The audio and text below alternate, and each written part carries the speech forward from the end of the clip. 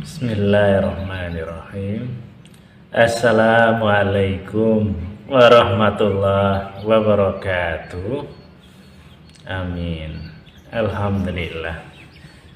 Saudaraku sekalian, pada kesempatan kali ini saya ingin menyampaikan sebuah ayat yang ada di dalam Al-Quran, yaitu di dalam surat Ali Imran ayat 104 yang bunyinya wal takum minkum ummatu yad'una ilal khair wa ya'muruna bil ma'ruf wa yanhauna 'anil munkar wa ulaika humul muflihun, yang artinya, dan jadilah di antara kalian orang yang mengajak berbuat kebaikan dan menyeru kepada yang ma'ruf dan mencegah kemungkaran, dan mereka itulah orang-orang yang beruntung. Dari ayat itu bisa kita pahami bahwa kita itu diperintahkan oleh Allah untuk jadi orang yang mengajak atau berdakwah tentang kebaikan. Jadi kita sebagai umat Islam sudah seharusnya untuk menjalankan ayat itu dengan cara mengajak saudara kita yang lain, baik yang sudah beragama Islam ataupun yang belum, untuk berbuat baik dan mencegah perbuatan yang mungkar. Dan kemudian dengan ayat itu kita berusaha untuk mengamalkannya, dan cara mengamalkannya pun tentu beda-beda. Ada yang dengan ceramah, ada yang mungkin jadi guru ngaji, ada yang mungkin lewat perkumpulan atau organisasi dan lain-lain sebagainya, yang tujuannya insya Allah sama, mengajak saudara kita yang lain untuk jadi orang yang baik menurut Allah. Tentunya seperti itu. Kemudian kalau diumpamakan perintah Allah yang lain, seperti kita diperintahkan untuk bertebaran di muka bumi ini untuk mencari karunia Allah. Dan untuk mencari karunia Allah itu juga bermacam-macam. Boleh berdagang, boleh bertani, boleh menjadi pegawai, dan lain-lain sebagainya. Kemudian alat yang dipakai juga bermacam-macam. Umpamanya petani ya boleh pakai cangkul, pakai arit, juga boleh pakai traktor. Yang penting tujuannya mencari nafkah dengan cara yang baik, yang halal, insya Allah seperti itu. Kemudian juga yang perlu kita ketahui, kalau sudah seperti itu, janganlah kita itu lupa kepada tujuan yang ingin kita capai. Kalau petani tadi umpamanya tujuannya mencari nafkah tadi dengan cara yang halal, dengan cara yang berbeda-beda alatnya, kita tidak perlu atau tidak seharusnya untuk saling membanggakan alat tersebut. Yang pakai traktor tidak harus atau tidak perlu mengatakan traktor inilah yang hebat, ini bisa menggarap sawah sekian. Apa itu kalau yang pakai cangkul itu sudah tidak laku lagi atau apa umpamanya. Tidak seperti itu. Silahkan kita pakai yang mana, yang penting caranya benar, niatnya juga benar. Kemudian juga kembali tadi masalah dakwah, mengajak orang lain untuk berbuat baik, mencegah yang mungkar dan lain-lain tadi. Mau pakai hanya sekedar ceramah atau hanya guru ngaji biasa atau pakai organisasi dan lain-lain, itu kan juga sama, hanya sebagai alat saja.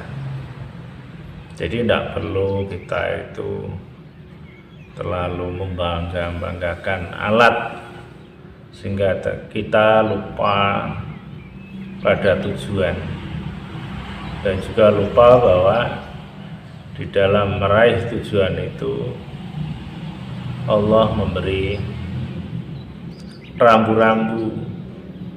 Salah satunya ya tidak boleh kita itu bangga terhadap apa yang Allah berikan kepada kita, sebuah kelebihan umpamanya, entah kelebihan cara tadi atau kelebihan yang lainnya.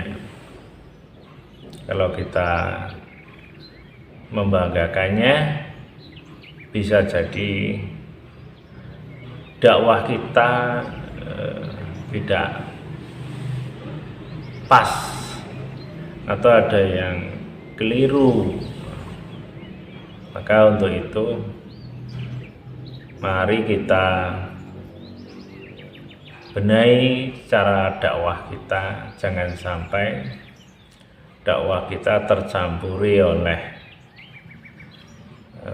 perilaku atau cara yang sebenarnya tidak diperkenankan oleh Allah. Kalau ada unsur bangga, unsur ria, pamer, dan unsur-unsur yang lain yang tidak dibolehkan oleh Allah. Nah, ini sangat penting sebenarnya bagi kita, karena bisa jadi nanti seperti sebuah pepatah, karena nila setitik rusak susu sebelanga kan gitu. Jadi bisa saja dakwah kita yang begitu baik, begitu bagus, bisa rusak hanya karena ada kekeliruan yang kelihatannya ya kecil. Jadi kita harus jaga betul cara dakwah kita. Apalagi alat yang kita gunakan tadi seakan-akan seperti agama. Itu sangat keliru sebenarnya. Maksudnya, umpama ada orang lain yang berdakwah tidak memakai alat yang kita pakai, kemudian kita merasa disepelekan atau merasa orang itu agamanya agak kurang atau apalah, padahal ya hanya masalah alat. Sebenarnya kalau tujuannya sudah tercapai atau orang lain itu sudah menjalankan Islam secara umum, ya sudah sholat, sudah puasa, zakat dan lain-lain, ya alhamdulillah kita syukuri. Jangan sampai hanya karena beda alat tadi ada di dalam pikiran kita atau hati kita itu kurang seret, enggak gimana gitu umpamanya, ya janganlah. Kita harus pahami betul itu, sehingga kalau kita itu benar-benar memahami dalam ucapan kita, dakwah kita, insya Allah tidak kita masukkan unsur-unsur yang seperti yang saya sampaikan tadi. Dalam dakwanya tidak harus mengatakan, wah alat saya, traktor saya itu wah paling canggih dan banyak ini yang menggunakannya, ini dan itulah umpama. Tidak perlulah, hanya alat saja.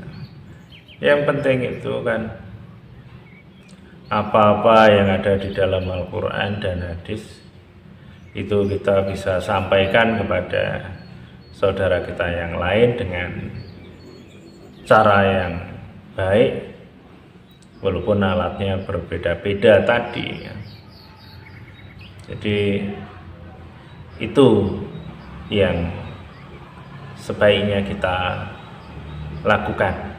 Jadi dengan kita mencoba untuk tidak menunjukkan